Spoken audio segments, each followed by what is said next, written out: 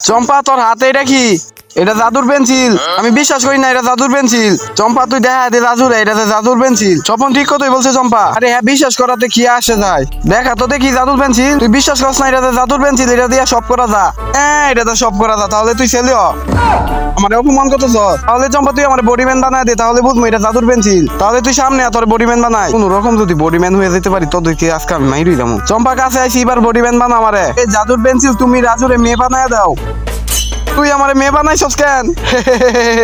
এরপর এমন কিছু হয়েছিল তা দেখার আগে বক্সের মধ্যে পৃথিবীর সেরা একটি ছবি আছে, সেটা দেখতে হলে ভিডিওতে লাইক এবং চ্যানেলটিকে সাবস্ক্রাইব করে দিন। আপনি লাইক সাবস্ক্রাইব করে দিয়েছেন তো? এই দেখেন, এই ছবিটিকে যারা সুন্দর মনে করে থাকেন তারাই শুধু কমেন্ট বক্সে আল্লাহ লিখে যাবেন। পরে বলছি আমার বডিম্যান বানাই দিতে, আর তুই আমার মেয়ে বানাইছস। তুই আমার ঠিক কথা ধরি বডিম্যান বানাইলে আমরা যে মারতে আমরা বুঝি না। দাঁড়া, আমি স্যারের কাছে এখনই বিচার দিতেছি তোর নামে। ওই চম্পা, তুই রাজুরে মেয়ে বানাইছস কেন? স্যার মেয়ে বানাইছি তো কি হয়েছে? রাজুরে সুন্দর লাগতেছে না? আপনি মন থেকে বলেন তো। রাজুরে তো সুন্দরই লাগতেছে স্যার।